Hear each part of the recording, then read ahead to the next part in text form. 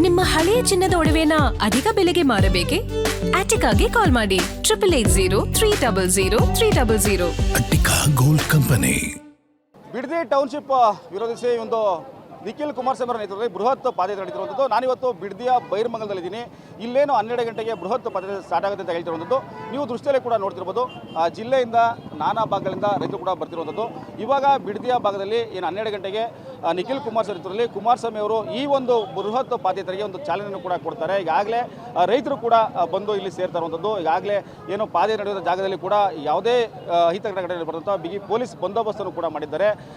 ಇಲ್ಲಿ ನೋಡ್ಬೋದು ರಾಜ್ಯದ ಈಗಾಗಲೇ ಮೂಲೆ ಕೂಡ ರೈತರು ಕೂಡ ಬರ್ತಾ ಇರುವಂಥದ್ದು. ಜಿಲ್ಲೆಯಿಂದ ಕೂಡ ಜನಗಳು ರೈತರು ಕೂಡ ಬರ್ತಾ ಇದ್ದಾರೆ. ಯಾವುದೇ ರೀತಿಯಾಗಿ ನಾವು ಬಿಡದಿಯನ್ನು ಟೌನ್ಶಿಪ್ ಮಾಡಲಿಕ್ಕೆ ಬಿಡಲ್ಲ ಅಂತ ವಿರೋಧವನ್ನು ವ್ಯಕ್ತಪಡ್ತಾ ಇರೋದು. ಈ ಬಗ್ಗೆ ಮಾತಾಡ್ಸೋಣ. ನಮ್ಮ ಜೊತೆ ಏನು JDSನ ಜಿಲ್ಲಾಧ್ಯಕ್ಷ ಅಂತ ಜೈಮೂತ್ ಅವರಿದ್ದಾರೆ. ಸರ್, ಇವತ್ತು ಬೈರಮಂಗಲದಿಂದ ಪಾದಯಾತ್ರೆ ಮಾಡ್ತಿದ್ದೀರಿ. ಈ ಪಾದಯಾತ್ರೆ ಯಾವ ರೀತಿ ಸಾಗುತ್ತೆ, ಏನೇನು ಸರ್ ಇದು ರೂಪುರೇಷೆ ಏನು ಸರ್?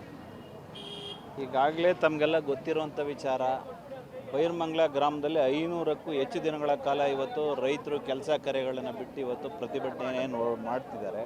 ಅದು ವಿರುದ್ಧವಾಗಿ ಇವತ್ತು JDS ಪಾರ್ಟಿ ದೇವೇಗೌಡರ ಆಶೀರ್ವಾದಿಗೆ ಕುಮಾರಣ್ಣವರ ನೇತೃತ್ವದಲ್ಲಿ ನಿಖಿಲಣ್ಣವರ ಈ ಒಂದು ಪಾದಯಾತ್ರೆ ನೇತೃತ್ವದಲ್ಲಿ ಇವತ್ತು ಈ 3 ದಿನಗಳ ಪಾದಯಾತ್ರೆಯನ್ನು ಬೈರಮಂಗಲದಿಂದ ಬಿಡದಿಯಿಂದ JK ನೈಸ್ ರೋಡ್ ಸರ್ಕಲ್ಲು, ಅಲ್ಲಿಂದ ಮತ್ತು ಫ್ರೀಡಮ್ ಪಾರ್ಕಿಂದ ವಿಧಾನಸಭೆ ಮುಖ್ಯ ಹಾಕುವಂಥ ಕಾರ್ಯಕ್ರಮವನ್ನು ಇವತ್ತು ನಮ್ಮ ಪಕ್ಷದ ಮುಖಂಡರುಗಳು, ಕಾರ್ಯಕರ್ತ ಬಂಧುಗಳು ಮತ್ತು ರೈತಾಪಿ ವರ್ಗ ಎಲ್ಲ ಸಂಘಟನೆಯವರು ಕೂಡ ಇವತ್ತು ಈ ನಮ್ಮ ಭೂಮಿ ನಮ್ಮ ಹಕ್ಕು, ಈ ಜಮೀನನ್ನು ಉಳಿಸ್ಲಿಕ್ಕೆ ಇವತ್ತು ಹೋರಾಟ ಮಾಡಲಿಕ್ಕೆ ಇವತ್ತು ಮೊದಲನೇ ದಿನ.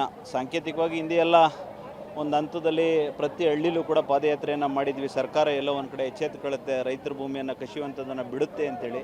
ಇವತ್ತು ದಪ್ಪ ಚರ್ಮದ ಸರ್ಕಾರ ಇವತ್ತು ಬಗ್ಗುವಂಥ ಪರಿಸ್ಥಿತಿ ಕಂಡಿಲ್ಲ. ಹಾಗಾಗಿ ಇವತ್ತು ಸರ್ಕಾರಕ್ಕೆ ಬಿಸಿ ಮುಡಿಸುವಂಥ ಕೆಲಸವನ್ನು ಮಾಡಬೇಕು ಅಂತೇಳಿ ಇವತ್ತು ವಿಶೇಷವಾಗಿ ನಮ್ಮ ಜಿಲ್ಲೆಯ ಜನತೆ ಇಡೀ ಬೈರಮಂಗಲದಿಂದ ಈ ಸರ್ಕಾರ ಮುತ್ಕೆ ಹಾಕೋರು ಕೂಡ ರೈತರ ಜಮೀನನ್ನು ಬಿಡ್ತೀನಿ ಅನ್ನೋವರೆಗೂ ಹೋರಾಟ ಮಾಡಬೇಕು ಅಂತೇಳಿ ಇವತ್ತು JDS ಪಕ್ಷದ ಮುಖಂಡರು, ಕಾರ್ಯಕರ್ತ ಬಂಧುಗಳು, ರೈತಾಪಿ ವರ್ಗದವರು ಇವತ್ತು ತೀರ್ಮಾನ ಮಾಡಿರುವಂಥದ್ದು. ಸರ್, ಈ ಒಂದು ಪಾದಯಾತ್ರೆಯಲ್ಲಿ ಇವತ್ತು ಯಾರ್ಯಾರು ಎಲ್ಲ ಪಾಲ್ಗೊಳ್ತಾರೆ ಸರ್?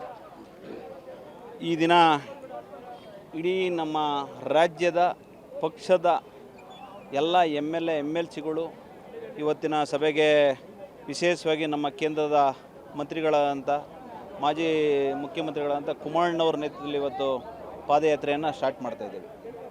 ಎಷ್ಟು ಸ್ಟಾರ್ಟ್ ಮಾಡ್ತೀರಾ? BJP ಅವರು ಕೂಡ ಸಾಥ್ ಕೊಟ್ಟಿರುವಂಥದ್ದು ಈ ಕಾರ್ಯಕ್ರಮಕ್ಕೆ. BJP ಅವರು ಕೂಡ ಸಾಂಕೇತಿಕವಾಗಿ ನಿನ್ನೆ ತೀರ್ಮಾನ ಮಾಡಿದ್ದಾರೆ, ಬಂದು ಉದ್ಘಾಟನೆಗೆ ಬಂದು ಹೋಗ್ತೀವಿ ಅಂತೇಳಿ.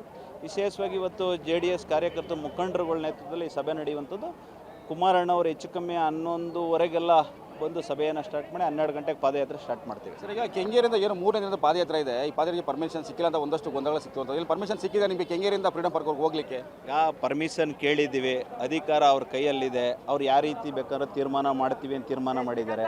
ಇವತ್ತು ರೈತರು ಎದುರು ಹಾಕೊಂಡು ಸರ್ಕಾರ ಏನು ಮಾಡಲಿಕ್ಕೆ ಸಾಧ್ಯ ಇಲ್ಲ. ಸರ್ಕಾರ ಎದುರು ಹಾಕಂದ್ರೆ ಮುಂದಿನ ದಿನಗಳಲ್ಲಿ ಅವರೇ ಪಶ್ಚಾತ್ತಾಪ ಪಡುವಂಥ ಕಾಲ ಬರ್ತದೆ. ಹಾಗಾಗಿ ನಾವೇನು ತೀರ್ಮಾನ ಮಾಡಿದ್ದೀವಿ, 3 ದಿನಗಳ ಕಾಲ ಯಾವುದೇ ಅಡೆತಡೆ ಇದ್ದರೂ ಕೂಡ ಅದನ್ನು ಎದುರಿಸ್ಕೊಂಡು ಮುನ್ನುಗ್ತೇವೆ. ಸರ್, ಈಗ ಒಂದು ಕಡೆ ಪಾದಯಾತ್ರೆ ಮಾಡ್ತಿದ್ದೀರಿ, ಪಾದಯಾತ್ರೆಗೆ ಬೃಹತ್ ಫ್ಲೆಕ್ಸ್ಗಳು ಕೂಡ ಹಾಕಿದಿರಿ. ಮತ್ತೊಂದು ಕಡೆ ಕಾಂಗ್ರೆಸ್ ಕೂಡ ಪ್ರಾಯಶ್ಚಿತ್ತದ ಪಾದಯಾತ್ರೆ ಅಂತ ಕೂಡ ಫ್ಲೆಕ್ಸ್ಗಳು ಕೂಡ ಹಾಕಿರುವಂಥದ್ದು. ಈಗ ಕಾಂಗ್ರೆಸ್ ಸರ್ಕಾರಕ್ಕೆ ಮೋಸ್ಟ್ಲಿ ಇವತ್ತು ಗೊತ್ತಾಗ್ತಾ ಇಲ್ಲ. ಇವಾಗ ಅಧಿಕಾರ ಇರೋದ್ರಿಂದ ಅವರು ಏನು ಬೇಕಾದ್ರೂ ಮಾತಾಡ್ಬೋದು.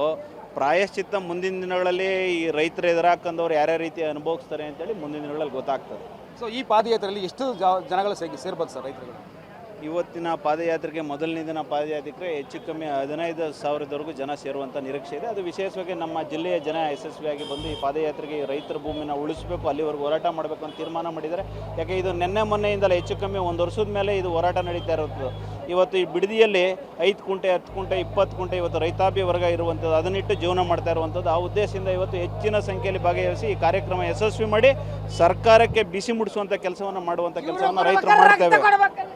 Thank you sir. ಸೊ ಇದಿಷ್ಟು ಏನು ರಾಮನಗರ JDS ಜಿಲ್ಲಾಧ್ಯಕ್ಷರಾಗಿರುವಂಥ ಜೈಮೂತ್ ಅವರ ಮಾತು. ಕ್ಯಾಮ್ರಾಮ್ಯಾನ್ ಶಿವು ಜೊತೆ Harkesh, Guarantee News, Ramanagara. Guarantee News, ಸುದ್ದಿ ಖಚಿತ, ನ್ಯಾಯ ನಿಶ್ಚಿತ.